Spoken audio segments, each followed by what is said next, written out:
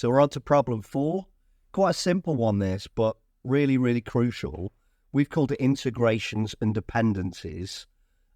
So talk to me about the history you've got with that and the problems that it causes.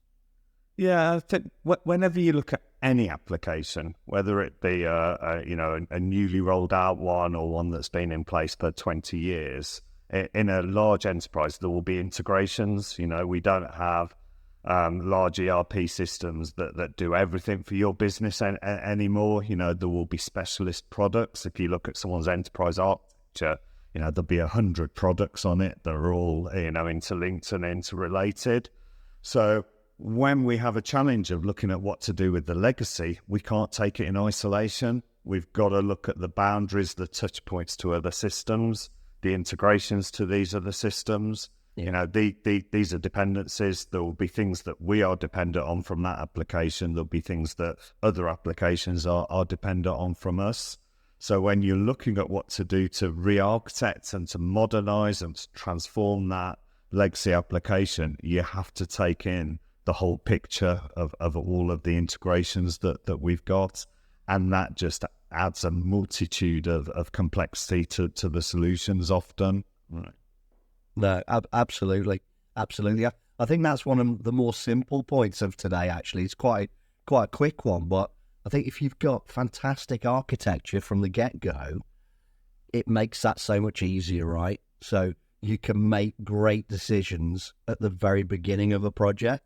Once you've got the problem that you want to solve, you're on the right track, you're on the right road. What I've seen a lot of in my history, and we've worked with companies that have definitely fell into this trap, where the integration itself becomes a product. And I've even seen terms of integration as a product. And what that term is meant to mean is get a toolkit of tools and code and platforms to help you integrate to applications.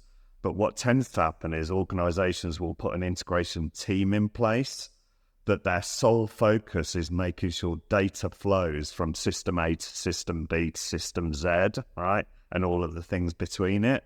So that integration becomes a bottleneck in its own right. It becomes a product that needs knowledge, and suddenly that integration product, if you need knowledge in that as a business, you need knowledge of all of your business areas. It's kind of the central nervous system that you need, kind of to maintain even more than the products itself. And that's a trap I've seen a lot of people fall into, where the things that actually go wrong is the integrations. They are storing a lot of state. They're orchestrating a number of integration steps, and they need specialists just looking after the integration layer. Which, if you take a step back and look at it, it feels crazy. How have we got in this situation where our customer-facing digital system is failing, not because of that system, not because of the back office system, but because the integration has become a bottleneck and we're queuing up requests and we're trying to persist all the data. And I think that probably the single number one effect of integration systems going down is the monitoring of the systems and the exceptions that they are monitoring.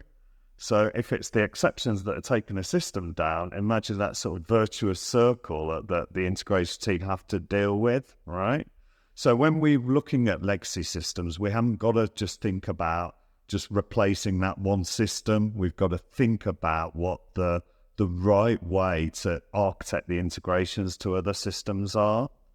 Yeah, well, one failing I see people think about is they just think about all the lines and the data flows to the systems. If it's a Lego of integrated systems, they just think about kind of the prongs on the Lego.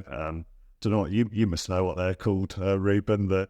I haven't. I know if you tread on them, it hurts. Yeah, those things, right? So if you tread on that data flow, it kind of hurts. If you get it wrong, it definitely hurts your enterprise architecture. But they just think about the data flow rather than the applications and the needs of the applications. And they don't turn it around to think about, well, what am I dependent on? What do I want from my dependent systems? How can I have tests to ensure that that is still working after I've upgraded my legacy system, separate from where people are dependent on you, where non-breaking changes become really important. You can't upgrade the legacy system and break everyone who's dependent on you. So you've got to start thinking about separating out your code to make sure that you can absorb, changes in the legacy to make sure you don't break things. So, there's a definite set kind of design and architecture you need to think about there. And the answer isn't one big monolithic integration product in my view. Even though over the last 10, 15 years, I've worked on a lot of those products,